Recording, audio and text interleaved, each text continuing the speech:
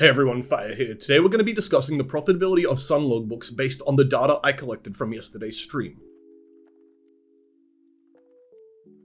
The methodology used to run these logbooks were, first off, we rolled all of the logbooks using Blessed Orbs and Alks and Scours. We didn't split any of the logbooks since the price was very close to that of a split beast, and we ran logbooks up until we hit pretty much the artifact cap.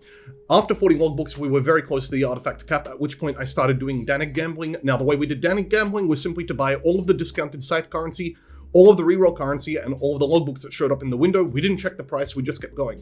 Once we ran out of the ability to keep doing this, we spent all the remaining currency on full-priced scythe currencies, and then we went and gambled all of those artifacts in the Tujin windows up until we I guess hit the bottleneck and we ran out of, I think it was greater scythe currencies in order to keep going with Tujin. The alternatives to doing it this way are to either check the price of scrap metal and to not buy scrap metal on occasion, or to just skip Danig gambling altogether. But the truth is, it doesn't really matter very much. We've crunched the numbers and we've looked at a whole bunch of different ways of doing it, and at the end of the day, it doesn't matter. So if you want to repeat this farm for yourself and you don't feel like doing Danig gambling, you don't have to. As mentioned, I ran 40 logbooks. I also consumed 239 burial medallions and 172 exotic coinage in the Danig and Tujin windows respectively, and overall this entire farm took me 236 minutes from start to finish. The total cost overall, factoring in the cost to buy and roll the logbooks as well as the costs incurred by using the reroll currencies, totaled to 5,708 Chaos Orbs, and our total loot was 9,850 Chaos Orbs. Now, a lot of this loot came from logbooks that we got back from the Danig windows, burial medallions, and exotic coinages that we earned in the process. There were also almost 500 Astragali, almost 500 stacked decks. We got 6 Divine Orbs, and then there was still a ton of additional assorted loot. I profited a total of 4,142 Chaos Orbs over the 14 logbooks that I ran, and this was a total profit of 104 Chaos Orbs per logbook. You could also express this as 6 Divine Orbs per hour if you factor in the total amount of time it takes to run the logbooks and then do all of the Danig and Tujin gambling. For those of you who want more advanced breakdowns for each part of this activity, you can see that I've provided a breakdown for just the logbooks, for just the Danig gambling and just the Tujin gambling. They all gave pretty different results all up, but they all have to be included in the total since they're all part of the strategy as a whole, and you can't really do one without doing the other.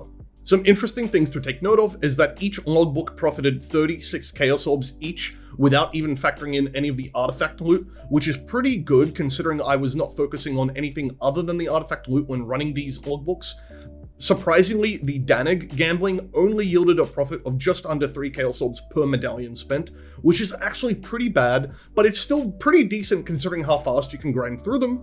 And then impressively, the Tujin gambling yielded 12 Chaos Orbs profit per coin spent. At 6 Divines profit per hour, this is overall a pretty good farm. It's still better than Alk and Go. Surprisingly, it is a little worse than Grand Design Expedition farming, and the reason that surprises me is because in the past, that has not been the case. This has been a much more profitable farm in the past, and I kind of wonder if even at 60C, some logbooks may be a little bit too expensive for how much effort they require and how rewarding they are. I think the main advantage of doing logbook farming is that you don't need an Atlas tree for it. If you are doing a farm that is slightly better than this, but you need to take a break, you can just do logbooks for a couple of days, and you can still make a competitive amount of money without having to change your entire tree and then change it back when you're done. The downsides to this strat, however, is that you need a pretty good character in order to consistently beat Olroth with a high amount of remnants on him, and you also need to know what you're doing. Danig and Tujin gambling can be a little complicated if you're new to Expedition, and it may be a little overwhelming at first. Aside from the vendor windows, there is also a skill cap associated with actually running the logbooks.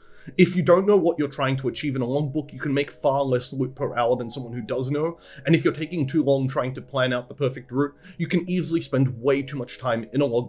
Ideally, you should be trying to run your logbooks in under 5 minutes each. You should be doing a minimal amount of planning, and you should only be prioritizing the artifact chests, the currency chests, and the runic monster markers. Because a very high portion of the loot comes in the form of essences, fossils, scarabs, and raw currency, you can easily bulk sell all of these things to about 4 different sellers total on TFT and at competitive prices, which means the liquidation process for this strategy is a lot shorter than most other strategies in the game right now. If you want to go through this information for yourself, you can find the document linked in the description below. If you like this video, please give me a like, comment, and subscribe, and I'll see you guys tomorrow.